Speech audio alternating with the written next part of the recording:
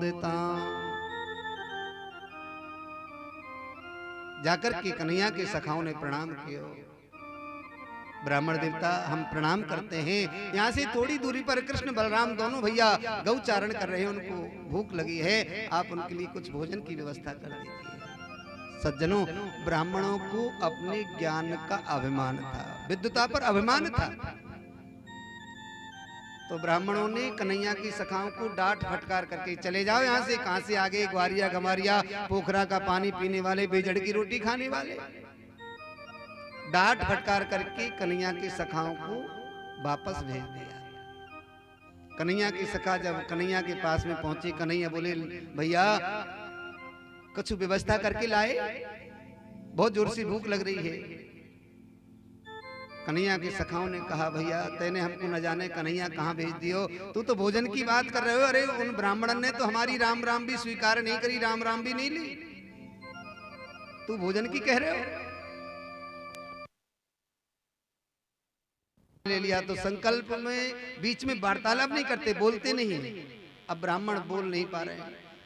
कन्हैया के सखा घर में घुसे चले गए, जाकर के माताओं के पास में पहुंचे, जाकर की माताओं को प्रणाम किया। कन्हैया की सखाओं ने माता यहाँ से थोड़ी दूरी पर कृष्ण बलराम दोनों भैया गैया चराने आ गए हैं, गैया चराते चराते उनको भूख लगी है, आप कुछ भोजन दे दीजिए। माताओं का हृदय वात्सल्य भरा होता है, प्रेम भरा होता है, कोमल होता है। माताओं को जैसे ही पता चली कि हमारो कन्हैया गैया चराते चराते जंगल में आ गए हैं, तो उन माताओं ने कन्हैया के सखाओं से कहा भैया आप चलो, हम अपने हाथों से भोजन बनाकर के अपने हाथों से लेकर के आ रहे हैं। आज माताएं अपने हाथों से उस परब्रह्म परमात्मा को भोजन लेकर के गईं। सज्जनों, जिन ब्राह्मणों ने यज्ञ करते करते जिनकी दाढ़ी बाल सब सफेद हो गए, उनको कभी भगवान ने दर्शन नहीं दिए, क्योंकि ज्ञान का पुट लगा हुआ था, ज्ञान का अभिमान था, उनको कभी दर्शन नहीं हुआ। और जो माताएं कभी घर से निकल करके जिन्होंने जंगल देखो नहीं, कभी वन में गई नहीं, आज वो माताएं परब्रह्म परमात्मा को अपने हाथों से भोजन लेकर के जा रही हैं। इसी का नाम तो भक्ति है, इसी का नाम तो शक्ति है। जा पर कृपा राम की होई, जा पर कृपा राम की होई, जा पर कृपा राम की होई, जा पर कृपा राम की होई, ता पर कृपा करे सब कोई, ता पर कृपा करे सब कोई, ता पर कृपा करे सब कोई, ता पर कृपा करे सब कोई। माताओं के ऊपर भगवान की पूर्ण कृपा हो गई। जिन माताओं ने कभी जंगल नहीं देखा, वन नहीं देखा, आज वो अपने हाथों से स्वयं द्वारकाधीश के लिए, भगवान के लिए अपने हाथों से भोजन लेकर के कन्हैया ने स्वागत किया। स्वागतम वो महाभाग आस्यताम करवाम किम, ब्रह्मजन्नोदि द्रक्षया प्राप्ता उपपन्नमिदं हि वा। कन्हैया ने स्वागत किया तो माताएं कहने लगी कन्हैया स्वागत तो बाद में कर लेना, आपको बहुत जोर से भूख लगी है, आप पहले भोजन कर लीजिए। इसी का नाम भक्ति है। माताओं ने भोजन कराया, अपने हाथों से स्वयं भोजन लेकर के गई। आइए अब प्रेम की चर्चा को आगे बढ़ाते हैं। अब उसी प्रसंग पर चलते हैं, महाराज लीला की। सुखदेव जी महाराज कहते हैं परीक्षित, भगवान ने अपने ब्रजवासियों को स्वप्न में वैकुंठ को दर्शन कराया। नंद बाबा एकादशी का व्रत करते हैं। एक दिन नंद बाबा असमय पर प्रातःकाल जमुना स्नान करने के लिए चले गए तो वरुण भगवान नाराज हो गए। नंद बाबा को लेकर के वरुण लोक में जाकर के मान दिया। भगवान ने अपने पिताजी को, बाबा को, नंद बाबा को वरुण लोक से छुड़ा करके लेकर के आए। भगवान की लीला बड़ी अद्भुत है, बड़ी शाश्वत है। अब जिस चरित्र की ओर हम चल रहे हैं उस लीला का नाम है महारास लीला। महारास लीला की चर्चा इतनी पावन है, इतनी अद्भुत है। ये भागवत में रास पंचाध्याय जिसको कहते हैं, 5 अध्याय, ये भगवान के 5 प्राण माने जाते हैं। प्राण, अपान, व्यान, समान, उदान। भागवत में 12 स्कंद हैं, 335 अध्याय हैं, 18,000 श्लोक हैं और 10वें स्कंद में 90 अध्याय हैं। सबसे बड़ा स्कंद है जिसमें 5 अध्याय महारास पंचाध्याय के हैं, महारास लीला के, जिसको रास पंचाध्याय कहते हैं। ऐसा अद्भुत प्रसंग यदि महारास लीला की कथा को हम सुने तो हमको 7 बातों को जीवन में उतारना पड़ेगा। बोलो राधे राधे। 7 बातें कौन सी हैं? प्रथम सुमिर भागवत भक्त भगवत वाणी। यदि कथा को सुनना है, भागवत कथा को सुनना है, महारास लीला की कथा को सुनना है तो हमको 7 बातों को जीवन में याद रखना पड़ेगा। पहली बात है भगवान की, हरि की चर्चा सुने, कथा सुने, सत्संग सुने। प्रथम सुमिर भागवत भक्त भगवत वाणी, द्वितीय आराधे भक्ति व्यास नव भांत बखानी। पहली बात है कथा श्रवण करें और दूसरी बात है नवदा भक्ति के आधार पर अपना जीवन यापन करें। प्रथम भगत संतन कर संगा, दूसरी रति मम कथा प्रसंगा। नवदा भक्ति के आधार पर अपना जीवन यापन करेंगे। दूसरी तृतीय करे गुरु समझ। तीसरी बात है गुरु जानकर के करे, जो कैसा हो। तृतीय करे गुरु समझ, दक्ष सर्वज्ञ रसीलो। चौथे होए विरक्त बसे वनराज बसीलो। तीसरी बात है गुरु जानकर के करना चाहिए। कहते ना गुरु कीजे जान के, पानी पीजे छान के। गुरु कौन होता है? जो हमारे हृदय में अज्ञान रूपी जो अंधकार भरा हुआ हो, उस अज्ञान रूपी अंधकार को निकाल करके जो ज्ञान का प्रकाश दे, हमारी बुद्धि को जागृत करे।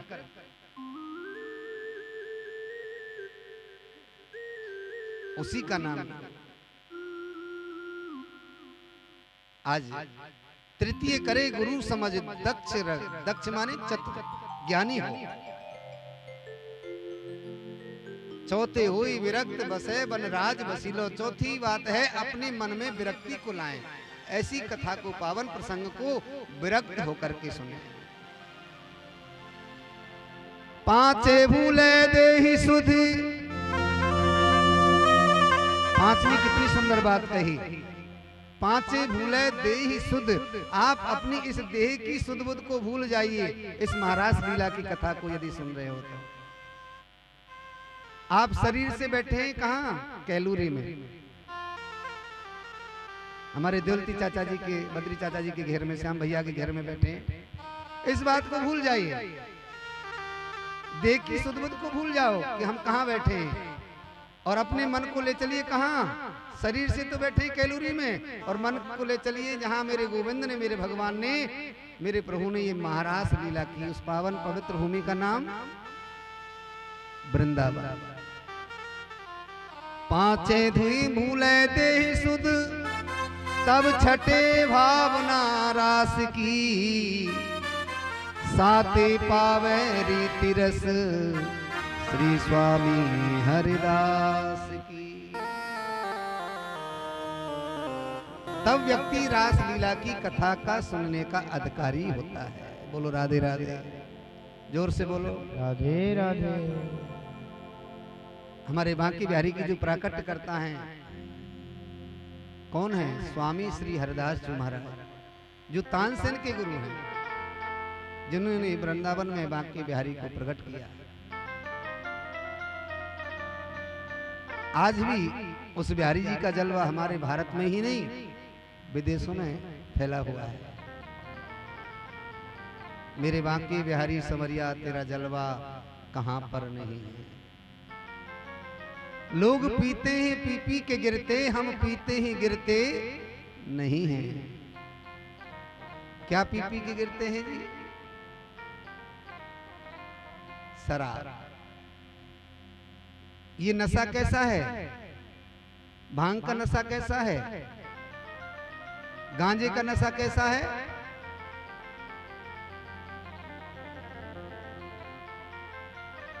एक बार पी लिया जाए, सुबह पी लिया तो शाम को ठंडा हो जाता है, और शाम को पिया सुबह ठंडा हो जाता है, सुबह उतर जाता है। लेकिन ये भक्ति का यदि सत्संग का नशा यदि जीवन में हो जाए, ये नशा जल्दी चढ़ता नहीं है, चढ़ जाए उतरता नहीं है। लोग जीते हैं दुनिया के डर से, हमें दुनिया की परवाह नहीं है। मेरे बांके बिहारी सवरिया तेरा जलवा कहां पर नहीं है। ऐसी पावन अद्भुत महारास लीला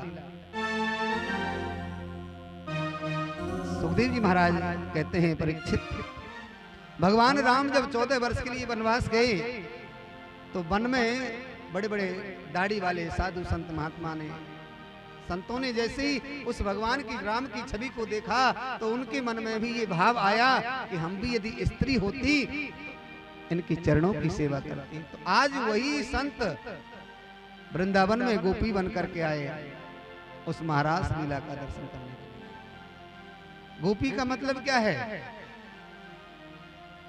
गोभी, गोपी का मतलब गो माने इंद्रिय, जो प्रत्येक इंद्रिय से कृष्ण रस का पान करे, भगवान की कथा श्रवण करे, उसी का नाम गोपी है। ब्रज की जितनी गोपी हैं, वृक्षों की लता पता भी गोपी बन करके उस महाराष्ट्र में गई दर्शन करने के लिए। मत्स्य कन्या, साधन सिद्धा, स्वयं सिद्धा, अन्यान्य गोपी बनकर के उस महाराज का दर्शन करने के लिए गई। रास का इतना पावन प्रसंग है। आज शरद पूर्णिमा की रात्रि,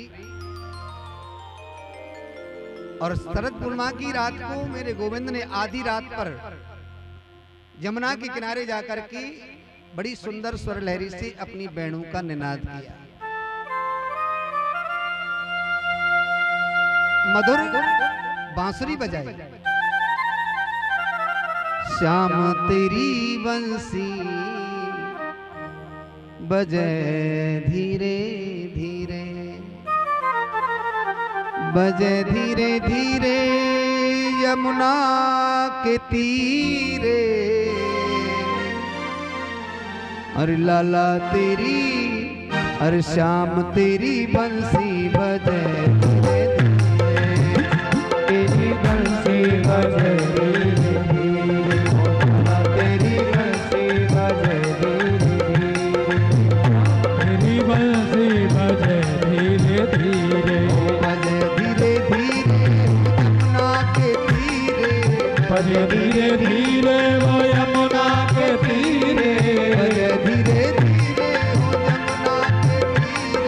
बजे धीरे धीरे वो यमुना के तीरे, तेरी बंसी बजे धीरे तेरी बंसी बजे धीरे धीरे, श्याम तेरी बंसी बजे धीरे धीरे, बोल बंसी वाले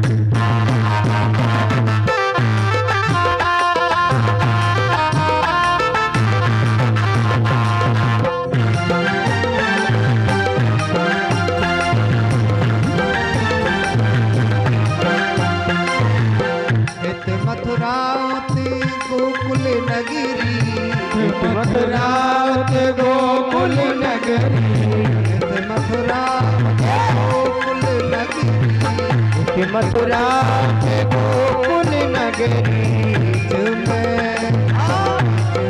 जमुना पर धीरे धीरे बीच में जमुना भर धीरे तेरी बंसी बजे धीरे धीरे ओ श्याम तेरी बंसी बजे धीरे धीरे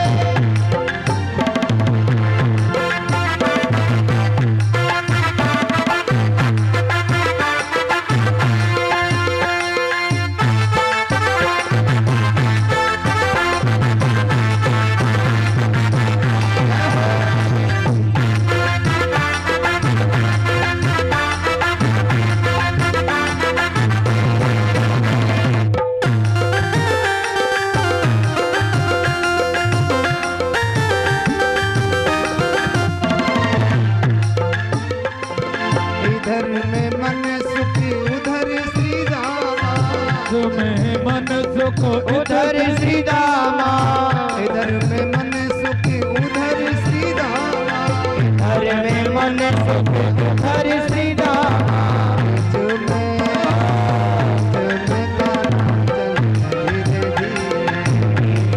गाना चल धीरे धीरे तेरी बंसी ताकि सेवा करते हुए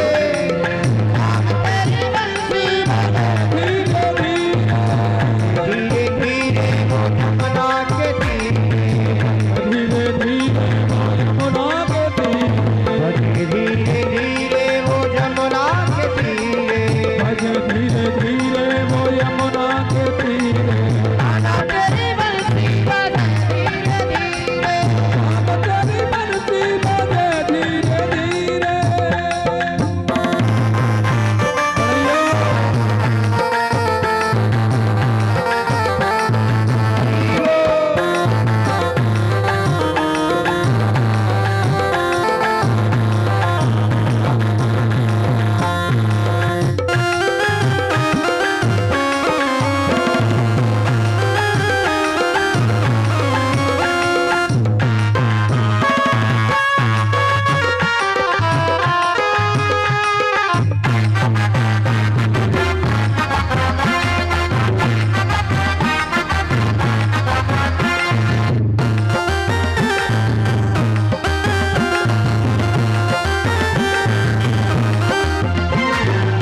इधर में गोपी उधर में ग्वाला इधर में गोपी उधर में ग्वाला इधर में गोपी उधर में ग्वाला इधर में गोपी उधर में ग्वाला चुमे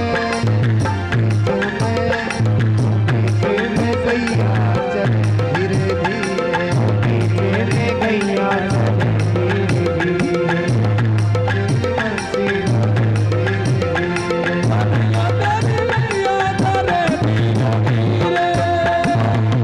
धीरे धीरे वो जमुना के तीरे धीरे धीरे वो जमुना के तीरे धीरे धीरे वो जमुना के तीरे धीरे धीरे वो जमुना के तीरे कान्हा तेरी बंसी बजे धीरे धीरे तेरी बंसी हाँ श्याम तेरी बंसी बजे धीरे धीरे तेरी बंसी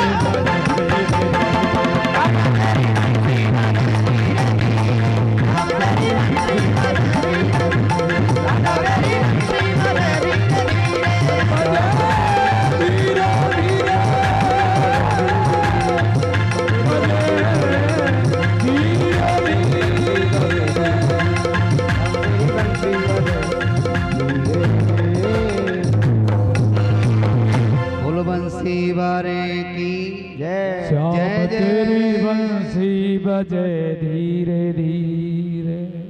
जमुना के किनारे पर आज मेरे गोविंद ने मेरे कन्हैया ने आधी रात पर मुरली का निनाद किया, वेणु का निनाद किया। सुखदेव जी महाराज कहते हैं परीक्षित, यहाँ एक बड़ी विचित्र बात है। देखो भाई, मुरली है एक, और कन्हैया है एक, बजाने वाला भी मुरली को एक ही है, लेकिन उस मुरली की तान को, मुरली की आवाज को सुनने वालों की कोई कमी नहीं है। बोलो राधे राधे। जोर से बोलो ना, और इतनी जोर से बोलो जो यमराज की छाती पे जाके सूदो ही धक्का लगा है। हाँ।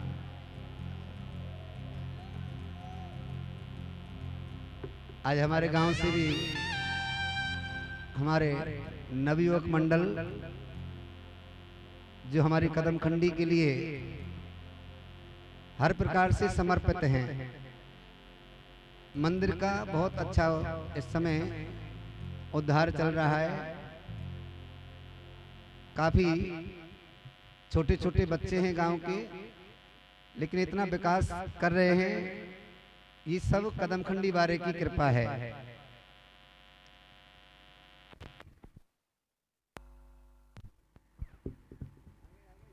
हर चीज का समय आता है और समय से पहले कोई कार्य संभव नहीं होता।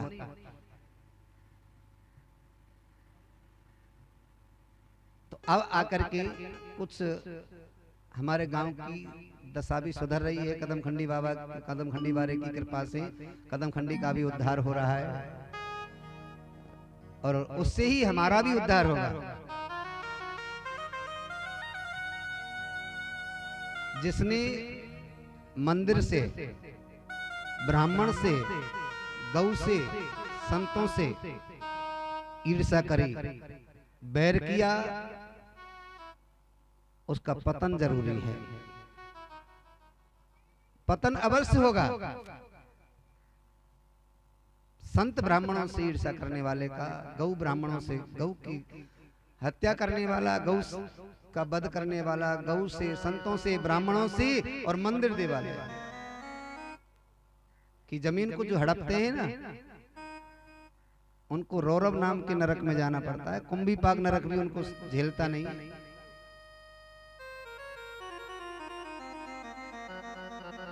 ऐसी चीज से हमको जरूर दूर रहना चाहिए। देखिए, हम यदि सेवा नहीं कर सकें तो अड़चन भी नहीं डालनी चाहिए दूसरे के काम में, उसमें व्यवधान भी पैदा नहीं करना चाहिए। छोटे छोटे बच्चों ने कितनी बड़ी दीवार बन रही है, अभी मैं तो आज देख के आया, कई महीनों में गया, लेकिन सब भगवान करने वाले ठाकुर जी हैं। हम आप कुछ नहीं है। मैं नहीं, मेरा नहीं, ये तन है इसी का दिया। ये सब क्या है? ये प्रभु की कृपा है, प्रभु की देन है। मैं तो फिर भी बोल के आया कि जो मेरे से सेवा ठाकुर जी कदमखंडी वारे के लिए, मैं भी समर्पित हूँ हर प्रकार से, तन से, मन से। अब धन तो मेरे पास नहीं है, खैर, फिर भी जैसा ठाकुर जी ने दिया है वो जरूर अवश्य। आज हमारे जम्मन भतीजा ही लगता है, बोले चाचा जी कछु कर लो, मैंने के बता दो। बोले एक ट्रॉली बजरी की दे दो। मैंने कहा चल भैया कोई बात नहीं, ले आना। तो दान करने से धन कभी कम नहीं होता है। फिर मैंने सोची शायद 2-3 हजार की आ जाएगी ट्रॉली, और ट्रॉली में भी 6100 रुपया की आ रही है। फिर कोई बात नहीं, हम तो देवती चाचा जी से और ज्यादा ले लेंगे। कहा है? हाँ भाई देखो, तेल काई में तो निकल रहा है, तिली में तो निकल रहा है। बोलो राधे राधे, जोर से बोलो, एक बार और बोलो। अभी कथा कहाँ कर रहे थे हम? कन्हैया एक, मुरली एक, बजाने वाला एक, लेकिन उस मुरली की आवाज को सुनने वालों की कमी नहीं। ब्रज की जितनी भी गोपी हैं, और जिस गोपी के कान में आवाज पहुंची मुरली की, और जो गोपी जिस काम को कर रही थी सज्जनों, उस काम को गोपी ने पूरा काम नहीं किया। निसम्य गीतम तदनंग वर्धनम ब्रज स्त्रिया कृष्ण गृहीत मानसा आजगमुरन्यो नलचित्त तो धमा सयत्र कांतो जबलोल कुंडल। जो गोपी जिस काम को कर रही थी एक गोपी अपनी गाय का दूध निकालने के लिए बछड़ा खोल दिया और बाल्टी लेकर के गाय के नीचे पहुंच गई। और जैसे ही गाय का थन पकड़ा, गाय का स्तन पकड़ा दूध निकालने के लिए, उस गोपी के कानों में मुरली की आवाज पहुंच गई। अब तो गोपी दूध काढ़ना ही भूल गई। उस गोपी को लगा कि कन्हैया मुझे मुरली में बुला रहे हैं, मेरा नाम पुकार रहे हैं। निशम गीतम तदनंग वर्धनम ब्रज स्त्रिया कृष्ण गृहीत मानसा। दौड़ पड़ी कन्हैया से मिलने के लिए कि कन्हैया मुझे बुला रहे हैं, मुरली में नाम पुकार रहे हैं। एक गोपी अपने बच्चे को स्तनपान करा रही थी। जैसे ही बालक के मुख में स्तन दिया, उसके कानों में मुरली की आवाज पहुंच गई। बालक को जमीन पर पटक करके कृष्ण से मिलने के लिए दौड़ पड़ी कि कन्हैया मुरली में मुझे बुला रहे हैं, मेरा नाम पुकार रहे हैं। एक गोपी स्नान कर रही थी। जैसे ही उसके कानों में आवाज पहुंची, गीले वस्त्रों से ही दौड़ पड़ी कन्हैया से मिलने के लिए, कृष्ण से मिलने के लिए। ऐसी पावन अद्भुत लीला है। एक गोपी के पति भोजन कर रहे थे। सब्जी में राम रस कम था, दाल में नमक नहीं था। पति देव ने कहा, देवी दाल में थोड़ा राम रस कम है, थोड़ा राम रस लाओ, नमक लाओ। गोपी गई राम रस लेने के लिए। रसोई में जैसे ही पहुंची, उसकी कानों में मुरली की आवाज पहुंच गई। अब तो राम रस लेना ही भूल गई। रसोई में जो डिब्बा मिल गया, राम रस की जगह पे चीनी का, शक्कर का डिब्बा लेकर के दौड़ पड़ी, पति के पास रख करके, और दौड़ पड़ी कन्हैया से, कृष्ण से मिलने के लिए। कन्हैया मुझे बुला रहे हैं, मुरली में मेरा नाम पुकार रहे हैं। ऐसा गोपियों का भाव। कन्हैया के प्रति गोपियां समर्पित हैं। गोपियां कन्हैया को कांत मानती हैं। कांत माने पति। सुखदेव जी कहते हैं, राजन, एक गोपी के पति ने पत्नी से कह दिया कि मैं देखता हूं तू कैसे जाती है कृष्ण से मिलने के लिए। तो उस गोपी को क्या किया पति ने, पता है? पति देव ने कमरे में बंद कर दिया, बाहर से सांकर लगा दी, ताला लगा दिया। कमरे में अंदर जो गोपी थी, उस गोपी ने अपने पति देव से कहा, महाराज आपको इस शरीर पर ही तो अभिमान है, इस शरीर से प्यार है, आप इस शरीर पर शहद लगाओ और चाटो, लेकिन मैं सत्य कहती हूँ उन गोपियों से पहले पहुंच जाऊंगी कन्हैया से मिलने के लिए। लेकिन जो गोपी कमरे में बंद थी ना, वो सबसे आगे मिली। जो कमरा में बंद करके गए कर दिया था पति देव ने, वो गोपी सबसे आगे दर्शन कर रही है। कृष्ण दर्शन लालसा। हजारों लाखों गोपियां आज जमुना की ओर जा रही हैं। आधी रात है, आधी रात को मुरली का निनाद किया कन्हैया ने। अब जैसे ही सामने से गोविंद ने, मेरे कन्हैया ने गोपियों को आते हुए देखा, धीरे धीरे गोपियां कन्हैया के पास में पहुंच गई। कथा बहुत अद्भुत है महाराज। कन्हैया के पास में जैसे ही गोपियां पहुंची, कन्हैया ने गोपियों का स्वागत किया। गोपियां कन्हैया की ओर दृष्टि डाल करके नहीं देख रही हैं। आधी रात है, जमुना की बालू के कण ऐसे चमक रहे हैं जैसे कोई हीरा चमक रहा।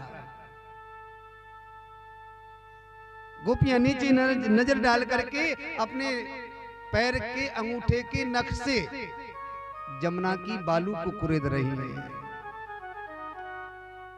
स्वागतम वो महाभागा प्रियम किम करवाणि वा ब्रजस्या नामयं कश्चित् ब्रूतागमन कारणम।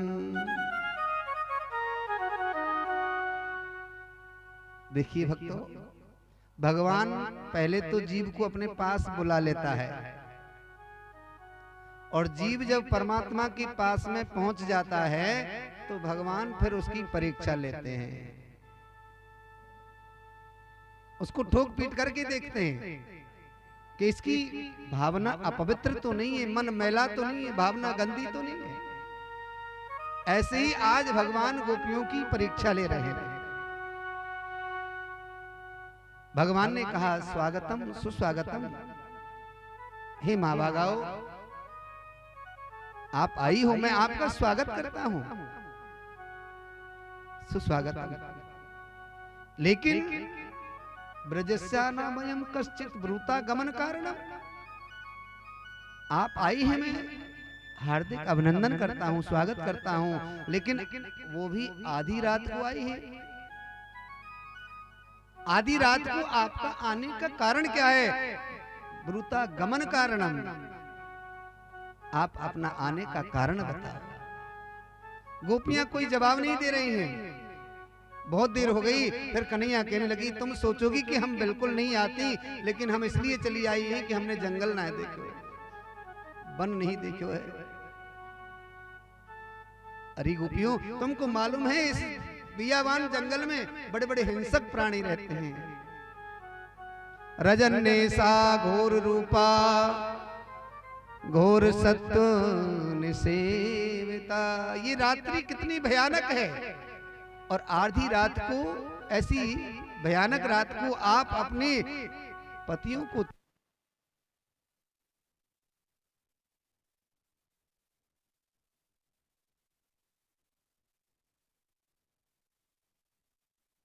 से बता, आप आधी रात को चली आई हैं, ये आपने बिल्कुल ठीक नहीं किया। जाओ जाकर के पतियों की सेवा करो, ये नारी का कर्तव्य बनता है। स्त्री का धर्म क्या है? स्त्री धर्म और नहीं दूजा, सादर सास ससुर पति की पूजा, पति की सेवा करा, यही नारी का धर्म है। और आप अपने पतियों को छोड़ करके चली आई हो, ये आपने बिल्कुल ठीक नहीं किया। भगवान गोपियों की परीक्षा ले रहे हैं। बहुत देर हो गई, गोपियां कन्हैया की ओर इशारा कर देख रही हैं। भगवान कहने लगे देखो गोपियों, मैं आपको पतिव्रता नारी की लक्षण बताऊं। एक पतिव्रता नारी जो आंगन में चावल बीन रहे थे, पति परदेश गए हुए थे धन कमाने के लिए। पति धन कमा करके जब वापस लौट करके आए, आकर के भोजन करके पत्नी की गोद में पति सो गए। उनका एक 8-10 महीने का बालक घुटमुन घुटमुन चल करके आंगन में किलोल कर रहा था, खेल रहा था, और उसी आंगन में एक हवन कुंड बना हुआ था। हवन कुंड में अग्नि जल रही थी। वो बालक धीरे धीरे अग्नि कुंड की तरफ जा रहा था। पत्नी की गोद में पति आकर के सो गए, चावल बीन रही है, धान बीन रही है। पत्नी ने देखा कि मेरा छोटा सा बालक अग्नि कुंड की तरफ जा रहा है, कहीं ये अग्नि कुंड में जल करके मर न जाए, गिर न जाए। धीरे धीरे सज्जनों वो बालक अग्नि कुंड के पास में पहुंच गया। पत्नी ने कहा कि मेरे पति अभी आकर के गोद में सोए हैं, और सोए हुए पति को जगाना अपराध है। पति को कैसे जगाऊं, बालक को कैसे बचाऊं? धीरे धीरे बालक जैसे ही अग्नि कुंड के निकट पहुंचा, तुरंत पत्नी ने अपने नेत्र बंद कर लिए। बालक अग्नि कुंड में जल करके भले ही भस्म हो जाए, राख हो जाए, मर जाए, लेकिन सोते हुए पति को नहीं जगा। बालक अग्नि कुंड में कूद गया। घंटों बाद पति की नींद खुली, पति खड़े हुए, दौड़ करके जाकर के पत्नी ने देखा वो बालक अग्नि कुंड में खेल रहा है। उस पातिव्रत धर्म के प्रताप से जलती हुई दहकती हुई अग्नि शीतल हो गई, ठंडी हो गई। भगवान कहते हैं कि वो नारी थी जिसने अपने सोते हुए पति को गोद में बैठ करके नहीं जगाया, और एक आप हो जो पतियों को छोड़ छोड़ करके आप यहाँ चली आई हो, ये आपने बिल्कुल ठीक नहीं किया।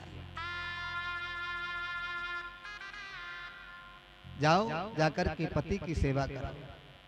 बहुत देर हो गई तो गोपियां भगवान की ओर देख करके कहने लगी, हे कन्हैया, आप हमको जाने के लिए कह रहे हो ना, ये बिल्कुल ठीक नहीं कह रहे हो। हम तो अपना सब कुछ मान करके आपको मान करके चली आई हैं। संत्यज्य सर्व विषयांश तव पाद मूलम। आप हमको जाने के लिए कह रहे हैं कन्हैया, ये बिल्कुल ठीक नहीं कह रहे हो। क्यों? क्योंकि आत्मा का जो पति होता है ना, वो सिवाय परमात्मा की और कोई नहीं हो सकता है। कन्हैया, ऐसे पति का भी वर्ण करके क्या करें जिसके साथ में आज 7 फेरे लिए हैं, 2 साल बाद 10 साल बाद पति मर जाए, विधवा होना पड़े। ऐसे पति का वर्ण करने से भी तो कोई लाभ नहीं, कोई फायदा नहीं। ऐसे पति को क्या वरे जो जन्मे और मर जाए। बरबरी गोपाल को जिससे चुड़ला अमर हो जाए।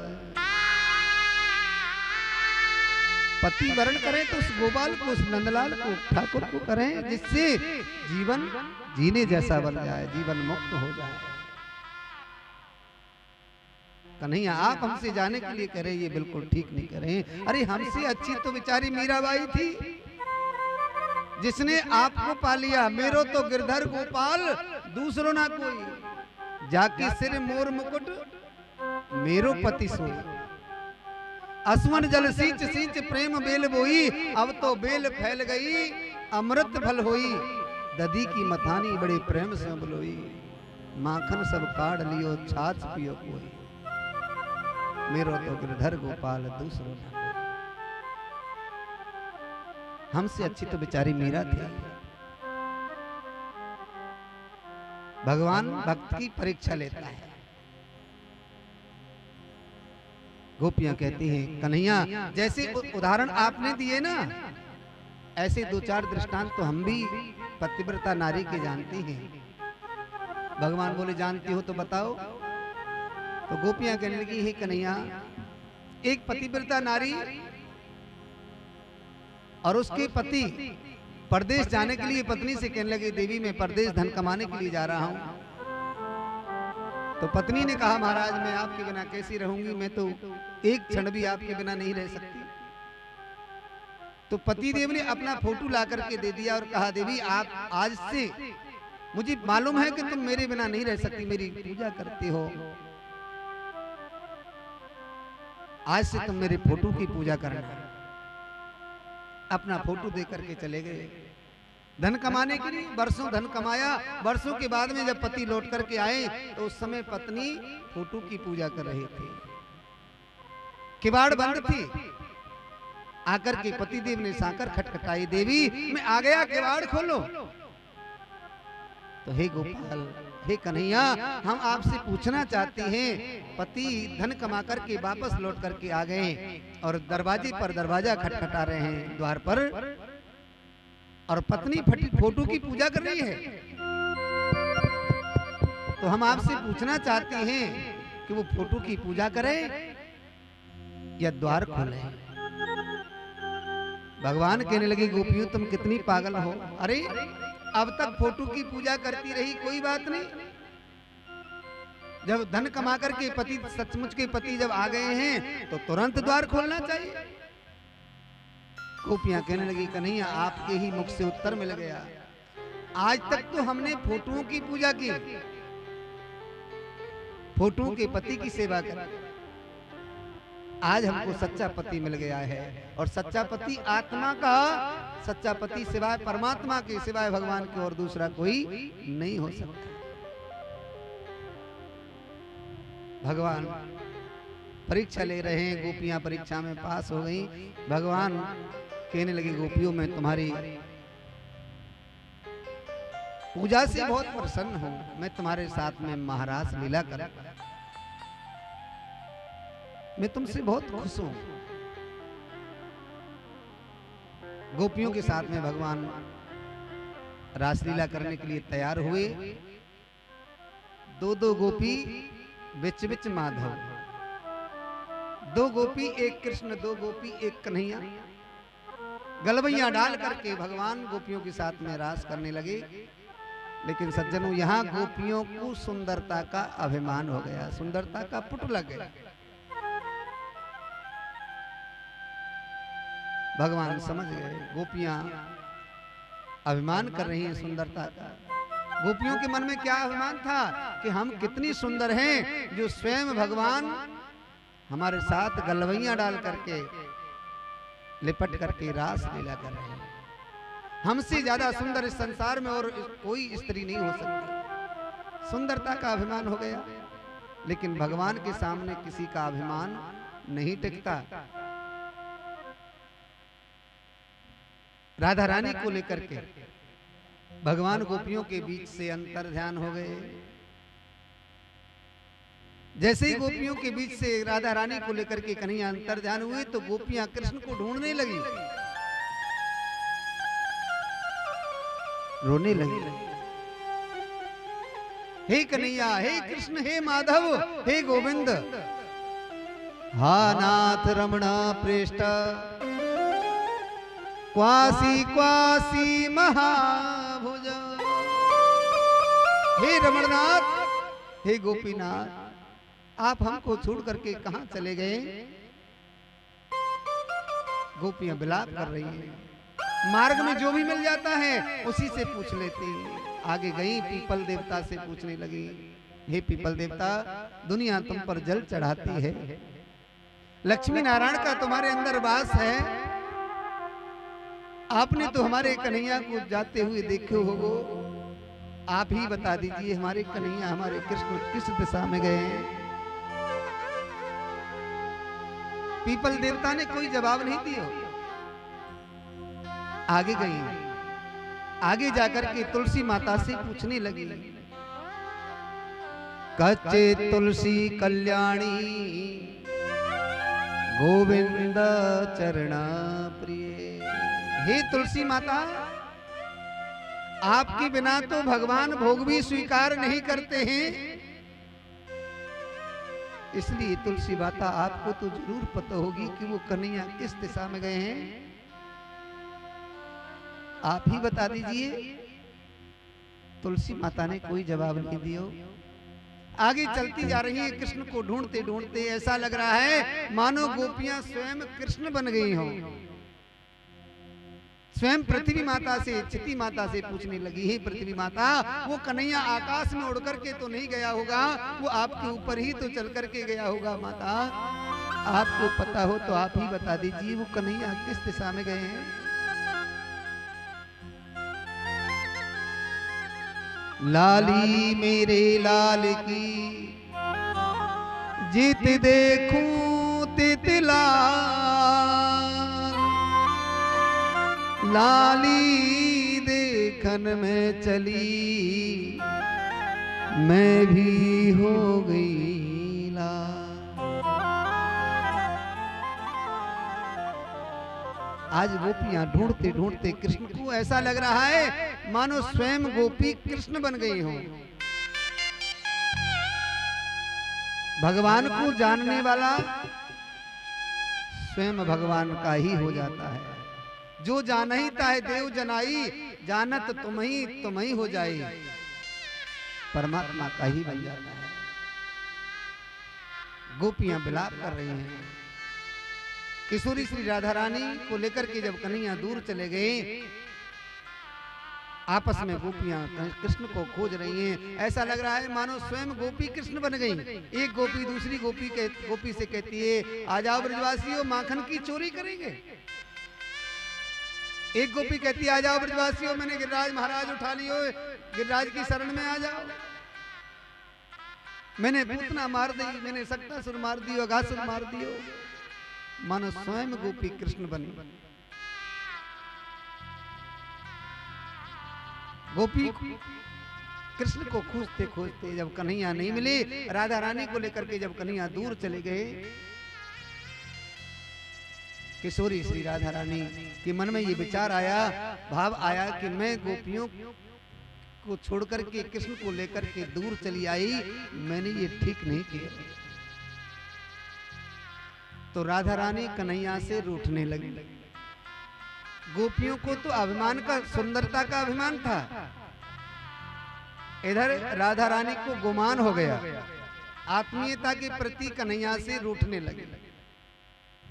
लेकिन सज्जनों, भगवान के सामने किसी का अभिमान नहीं रहता। भगवान के सामने किसी का अभिमान नहीं टिकता। राधा रानी को गुमान हुआ। राधा रानी कन्हैया से कहने लगी, अजी आप मुझ को कहाँ लिए जा रहे हो, मुझ पे तो चलो भी नहीं जा रहे हो है। चलते चलते मैं तो थक गई हूँ। भगवान समझ गए कि किशोरी श्री राधा रानी गुमान कर रही हैं। भगवान ने कहा, हे किशोरी जी, आपके चरण बहुत कोमल हैं, इन सुकोमल चरणों से आप नहीं चल सकती हो। कोई बात नहीं, आइए आप मेरे कंधों पर बैठ जाइए, मैं अपने कंधे पर बिठा करके आपको ले चलूंगा। राधा रानी से कहा भगवान ने, आइए आप मेरे कंधों पर बैठ जाइए। अब जैसे ही कन्हैया नीचे बैठी, राधा रानी ने अपना चरण ऐसे कन्हैया के कंधे पे होकर के किया बैठने के लिए, तो राधा रानी के दोनों चरणों से कन्हैया गायब हो गए। बोलो राधे राधे। राधा रानी को भी छोड़ करके चले गए। गोपियां कृष्ण को खोजते खोजते जैसे किशोरी श्री राधा रानी के पास में पहुंची, राधा रानी अकेली देखी तो राधा रानी, गोपियां कहने लगी, आज तो लग रहा है कि कन्हैया राधा रानी को भी छोड़ करके चले गए। जाकर के राधा रानी के चरणों में गोपियों ने प्रणाम किया, हे किशोरी जी, वो कन्हैया आपको तो छोड़ करके नहीं जा सकती, लेकिन हमको लग रहा है कि कन्हैया आपको भी छोड़ करके चले गए। राधा रानी गोपियों को लेकर के जमुना के किनारे पर गई, जाकर के एक बहुत सुंदर गीत गायो। ये भागवत में 10वें स्कंद का 31वां अध्याय है, जिसको भगवान का मुख्य प्राण कहते हैं, गोपी गीत। और इस गोपी गीत को हम नित्य प्रति, आपको हमने परसों स्तुति पत्र का दी थी, जो पर्ची आपने मिली ना आपको आरती की, उसमें गोपी गीत है। उस गोपी गीत का हम नित्य प्रति यदि पाठ करते हैं तो रास बिहारी भगवान की कृपा हमारे ऊपर निरंतर बरसती है। ऐसा गोपियों ने ऐसा सुंदर गीत यमुना के किनारे पर जाकर के गाया। जयति तेधिकं जन्मना व्रजा रयति इंदिरा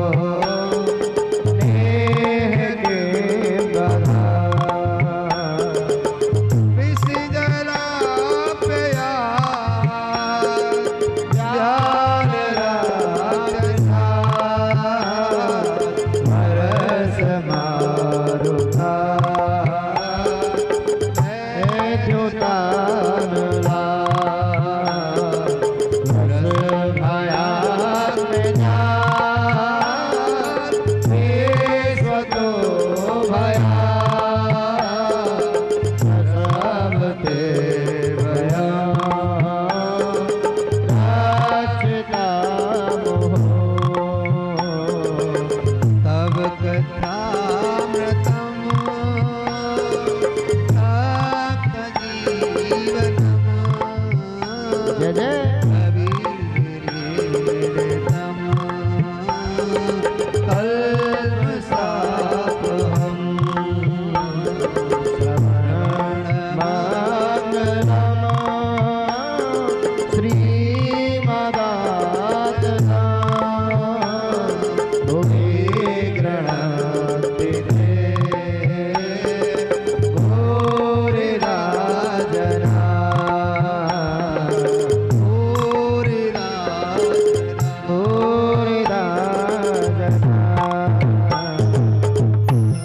गोपियां यमुना के किनारे पर जाकर के बहुत सुंदर गोपी गीत गायो।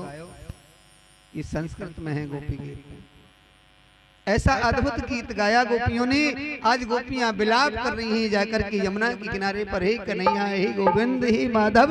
यदि आपको इसी तरह से आपको मालूम है कन्हैया, जयति ते अदकम जन्मना ब्रजति, आपके जन्म की वजह से ही कन्हैया ये ब्रज इतनी शोभा पा रहा है। आप इस ब्रज को छोड़ करके कहां चले गए? इसी तरह से आपको तड़फा करके छोड़ करके जाना था, तो आपने उस अमृतमयी कथा का पान क्यों कराया, जो जीवन को अमृत प्रदान करती है, अमर बनाती है। इसी तरह से तड़फाना था तो आपने उस दावानल अग्नि से हमारी रक्षा क्यों की? उस अग्नि में जल करके हमको क्यों नहीं मर जाने दिया? उस कालिए नाग से हमारी रक्षा क्यों की कन्हैया? आप भले ही हमको भूल जाएं, लेकिन कन्हैया हम आपको भूल नहीं सकते। गोपियां विलाप कर रही हैं, रुदन कर रही हैं, हे गोविंद, हे माधव, हे कन्हैया। हमसे तो अच्छा बेचारा दशरथ ही था, जिसने राम राम कहकर के अपने पंच भौतिक शरीर को त्याग दिया। हम सोचते हैं कि ये निगोड़ा प्राण हमारा निकल जाए, हम मर जाएं, लेकिन जो आपका जो नाम रूपी जो पहरेदार है ना, वो मरने नहीं देता। नाम पहारो दिवस निसी, ध्यान तुम्हार कपार, लोचन निज पद जंत्रता, प्राण जाहि की बाट। हम सोचते हैं ये निगोड़े प्राण निकल जाएं, लेकिन ये आपका जो नाम रूपी पहरेदार है ना, वो प्राणों को निकलने ही नहीं देता। हमसे अच्छा तो बेचारा दशरथ था। गोपियों की इस मनोभाव को कन्हैया देख रहे हैं। भगवान गोपियों की परीक्षा ले रहे हैं। परमात्मा जीव को पहले अपने पास बुला लेता है, फिर उसको ठोक पीट करके देखता है। जैसे कुम्हार होता है ना, कुम्हार जब मिट्टी का बर्तन बनाता है और बर्तन बना करके उसको अग्नि में रखता है, हवा में रखता है, और उस अग्नि से जब निकालता है ना, ठंडी अग्नि जब हो जाती है, अग्नि से जब निकालता है एक एक बर्तन, तो उस बर्तन को अपनी उंगली से बजा करके देखता है। कच्चा तो नहीं है, कच्चा रह जाता है तो फिर अग्नि में रखता है। ऐसे ही परमात्मा जीव को अपने पास बुला लेता है, और जीव जब परमात्मा के पास में आ जाता है, फिर भगवान उसकी परीक्षा लेते हैं कि इसका मन मैला तो नहीं है, इसकी भावना अपवित्र तो नहीं है, विषय वासनाओं में तो नहीं फंसा हुआ है। गोपियों की भावनाओं को भगवान समझ गए। गोपियों के मध्य कन्हैया प्रकट हो गए। मेरे कन्हैया ने गोपियों से कहा, गोपियों, मैं दुनिया के ऋण से उऋण हो सकता हूं, लेकिन आपकी जो भावना है ना, आपकी इस प्रेम से कभी उऋण नहीं हो सकता। आपकी भावना तो बहुत पवित्र है, बहुत सच्ची है। मैं आपके साथ में जरूर महाराज करूंगा। पहले तो दो गोपी एक कृष्ण थे, अब कन्हैया जब महाराज करने के लिए तैयार हुई, तो जितनी गोपी हैं उतने ही कृष्ण प्रकट हो गए। बोली रास बिहारी भगवान की जय। गोपियों के साथ में जब भगवान महाराज लीला करने के लिए उद्धृत हुए, तैयार हुए, उसी समय कामदेव आ गया। कामदेव ने कहा कि आज यहां मेरे काम रूपी 5 बाण चलेंगे। भगवान कन्हैया ने, मेरे गोविंद ने कामदेव का परिचय पूछा कि तुम कौन हो और यहाँ किस काम से आए हो। कामदेव ने कहा महाराज मेरा नाम कामदेव है और जहाँ सुंदर सुंदर स्त्रियां होती हैं ना, वहां पर मेरे काम रूपी बाण चलते हैं। भगवान कहने लगे कामदेव तुमको मालूम है शिव के रूप में मैंने तुमको जला करके भस्म कर दिया था। जब सेवती सर नयन उघारा, जब सेवती सर नयन उघारा, जब सेवती सर नयन उघारा, जब सेवती सर नयन उघारा, चितवत काम भयो जर चारा, चितवत काम भयो जर चारा, चितवत काम भयो जर चारा, चितवत काम भयो जर चारा। भगवान कहने लगे कामदेव मैंने तुमको शिव के रूप में जला करके भस्म कर दिया था, तुमको याद है। कामदेव ने कहा महाराज शिव के रूप में तो आप तपस्या कर रहे थे और तपस्या करने वाले के ऊपर मेरे काम वासना रूपी काम रूपी बाण नहीं चलते हैं। आप तो असंख्य गोपियों के साथ में गलवैया डाल करके महाराज करने जा रहे हैं, यहाँ तो मेरे काम रूपी 5 बाण चलेंगे। भगवान ने कहा कामदेव तुम मुझसे युद्ध करना चाहते हो, लेकिन ये बताओ कौन सा युद्ध करोगे, किले का युद्ध करोगे कि मैदान का। कामदेव ने कहा महाराज किले का युद्ध तो मैं हर स्त्री के साथ में रोज करता हूं, आज मैं आपसे मैदान का युद्ध करूंगा। भगवान ने कहा कामदेव तुम अपने काम रूपी बाणों को लेकर के आइए, मैं तुम्हारे ऊपर भी विजय प्राप्त करके रहूंगा।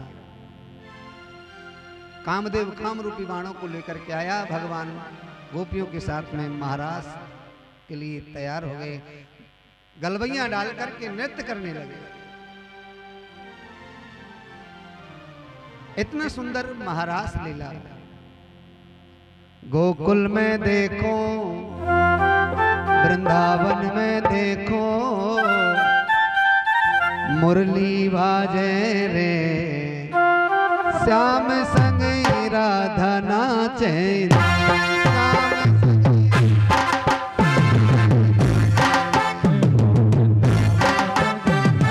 गोकुल में देखो, वृंदावन में देखो, मुरली बाजे, बोल रहा श्याम संग राधा नाचे, श्याम संग राधा नाचे, श्याम संग राधा नाचे।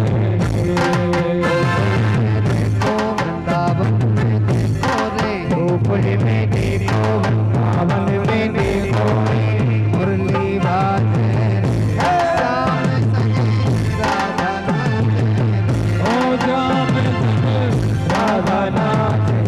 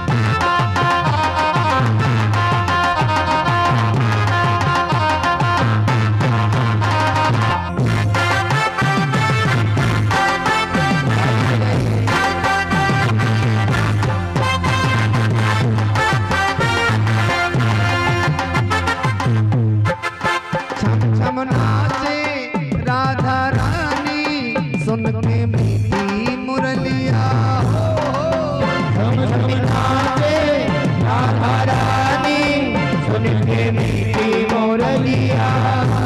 देखिए वहाँ महाराष्ट्र में कितनी गोपी नाच रही थी बहुत नाच रही महाराज। हैं? और यहाँ ये कौन नाच रही है? बताओ राधे राधे। दादा छम छम नाचे राधा रानी सुन के मीठी मुरलिया। झम झम नाचे राधा रानी सुन के मीठी मुरलिया। श्याम छवि पे सब बलिहारी ग्वाल बाल और गैया। श्याम छवि पे सब बलहारी गोप ग्वाल और गैया। सरर चाले रे सरर चाले रे मस्त पुरवैया रे मेघा गाजे रे श्याम संगे राधा नाचे रे। ओ श्याम संगे राधा नाच। कुल में देखो वृंदावन में देखो रे। कुल में देखो वृंदावन में देखो रे। ओ मुरली बाजे रे श्याम संगे राधा नाचे रे। श्याम संगे राधा नाच रे।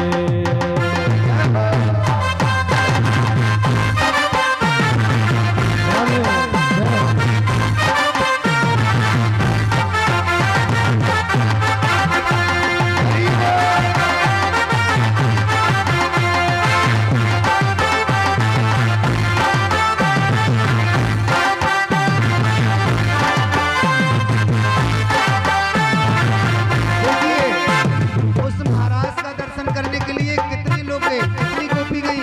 स्वयं शंकर भगवान आए बंसी बट पर यमुना तट पर कान्हा रास रचाए। कमली बट्टे पर यमुना तट पर कान्हा रास रचाए।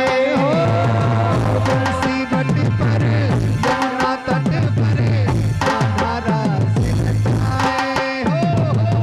बंसी बट्टे पर यमुना तट पर कान्हा रास रचाए। गोपी बनकर शंकर आए गोपेश्वर कहलाए।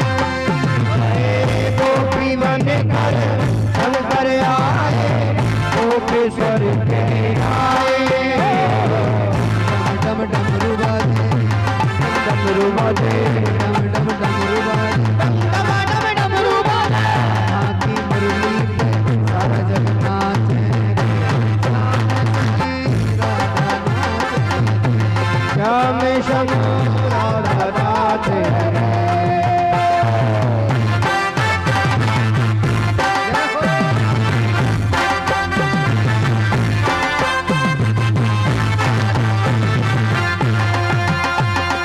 रास रचो है रास रचो है रास रचो है रास रचो है यमुना किनारे कान्हा रास रचो है। नाच रचो है नाच रचो है यमुना किनारे नाच रचो है।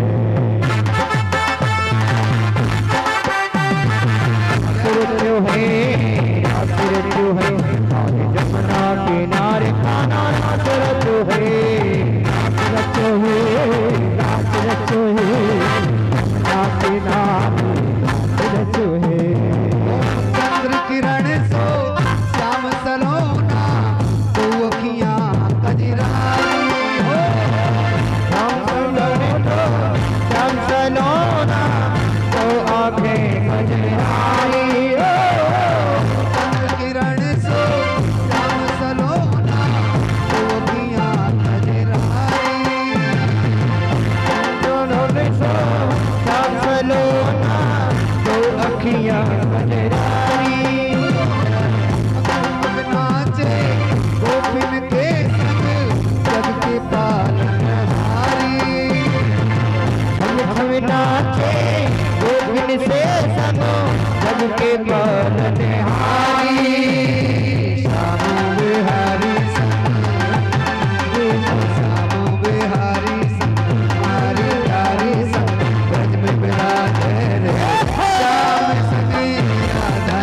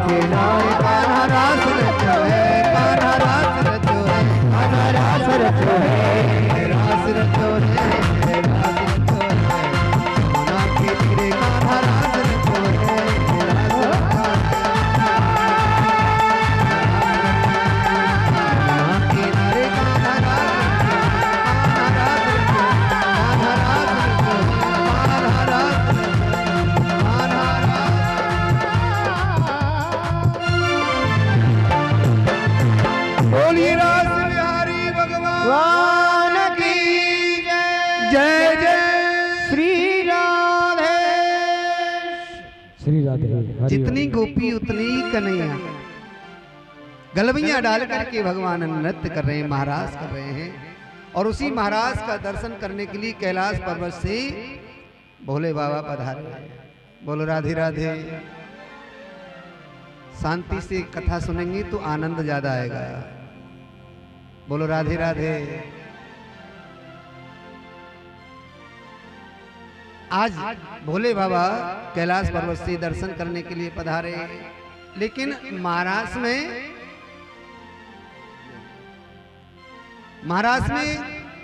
केवल अंदर गोपी ही गोपी जा सकती है। पुरुषों के लिए महाराष्ट्र में कोई प्रवेश नहीं है उस लीला का दर्शन करने के लिए, कोई प्रवेश नहीं। सुखदेव जी कहते हैं राजन, भोले बाबा जैसे ही रास लीला के प्रधान द्वार पर पहुंचे, उन गोपियों ने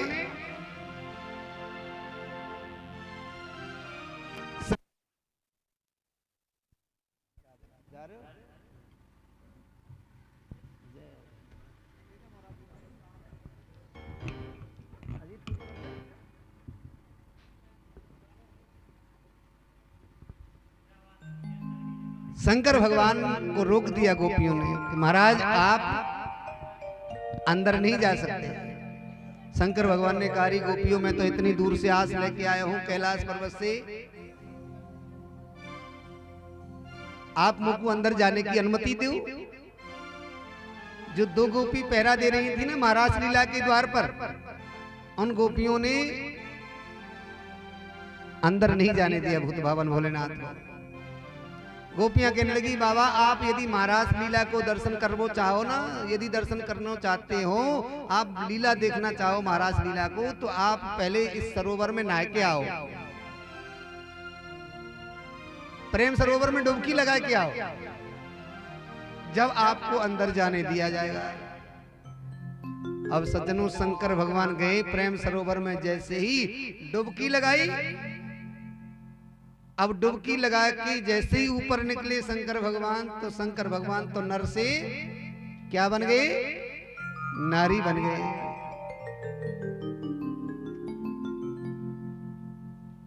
आज वृंदावन में भी जो भूत भावन भोलेनाथ गोपी बन करके पूज रहे हैं, नारी बन करके, जिनको कहते हैं गोपेश्वर भगवान। बोलिए गोपेश्वर भगवान की जय। शंकर भगवान भी उस महाराज लीला का दर्शन करने के लिए गए। ऐसी अद्भुत महाराज लीला, काम पर विजय प्राप्त करने के लिए भगवान ने ये महाराज लीला की। अद्भुत लीला, ये रास मंडल बंधन लीला है। ऐसी अद्भुत लीला। समय का तो अभाव है ही, घड़ी की तीनों सुइयां बहुत तेजी से चल रही हैं, कथा बहुत है। रुक्मिणी मंगल तक आज हमको कथा करनी है। बोलो राधे राधे, जोर से बोलो। इस महाराज लीला की कथा को जो सुनता है, उनके हृदय में कभी काम भावना, विकार की भावना उत्पन्न नहीं होती है। ऐसी सुंदर लीला महाराज लीला, काम पर विजय प्राप्त कर लेता है जो इस लीला को सुनता है। बोलो रास बिहारी भगवान की। नारद जी ने एक दिन मन में विचार किया कि भगवान तो अपनी लीला करने में ही मस्त हैं, पतो ना है कंस को कब मारेंगे।